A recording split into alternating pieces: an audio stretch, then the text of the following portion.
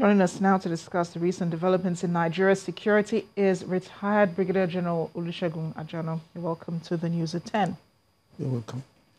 The Air Force has helped the Army to win a number of victories because of the support that they provide for the troops on the ground.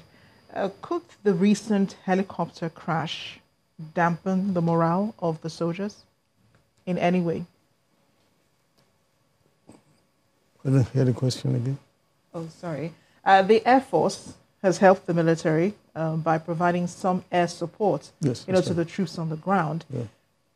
The recent helicopter crash, which happened because they were doing what they were doing, which is providing support. Yes. Could that in any way contribute to dampening the morale of troops on the ground? Definitely. Any setback in a combat situation dampens morale, because the part the Air Force was playing is not something that can be substituted immediately. That would definitely want to give the troops a bit of a setback. But that notwithstanding, I would have thought that in that type of combat situation, we would have had some form of artillery fire. Artillery fire is, in fact, a little more distant from the front, and definitely they would have tried to keep the head of the enemy down. Now, the Air Force coming in to strafe and combat the rebels was probably done to keep them on the run. Those of them who want to stay to fight against our troops would definitely scatter with the bombardment of the Air Force. I do not know what could have caused the mishap, but definitely with the Air Force helicopter crashing, it will definitely make the movement of the fighting troops a little more difficult. Now, recently, some of the state governors, especially in the north, are complaining that, there's a lot of insecurity going on there. There's an increase in crime. There's an increase in insecurity in their states. We saw the Zamfara state governor pay a visit to President Buhari to discuss the insecurity in his own state. Is it worrying that this is happening now, especially as it's coming a few weeks to the elections? And then it's coming at a time when, we should have some respite from all of the insecurity challenges going on in the country. A lot of insecurity problems are coming now and are coming to the surface, largely because of the fact that, we have had a number of them that were not as serious as they have now shown. For example, in Zamfara State, I think what started in that area, that general area, had been cattle rustling, and it has been going on for a very long time. Now, those who are responsible for this cattle rustling might have now decided that they want to upgrade their attack, getting armed, sacking villages, and then collecting their properties and the cattle and so on and so forth. Whether it is deliberate on the part of those who are doing this to try and confuse the government or something like that because we are close to election, I'm not too sure.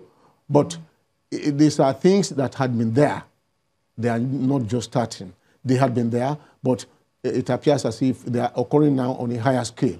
I'm sure simultaneously with this problem in Zamfara State, you have kidnapping, you have this, you have that. A number of things had been going on before.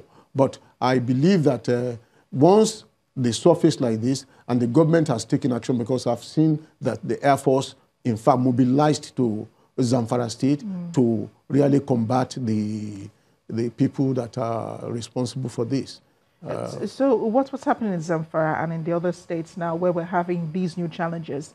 Are they as a result of the insurgency, or this is, a different set of challenges we're facing? No, insurgency is different from what is happening in Zamfara and the other areas.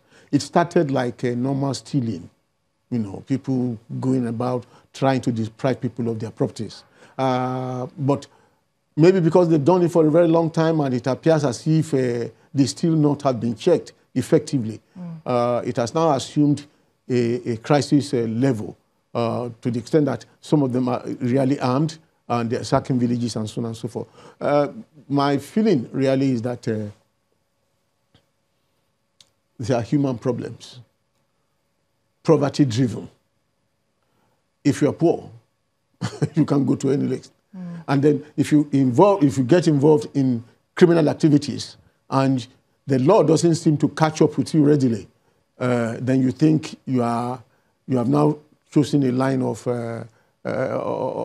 vocation, which you think you can profit from. I think this is what has happened. I don't think it is instigated by politics or anything. I'm not too sure. But definitely, we have the intelligence services who probably want to trace how these people came about and what they think they're trying to do. They will certainly, the intelligence or something will certainly want to answer to that.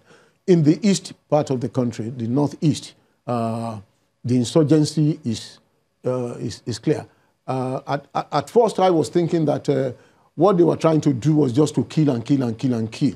But apparently from the recent developments, it looks like what they want to do is to take territory and declare an area a sort of Islamic state or something like that.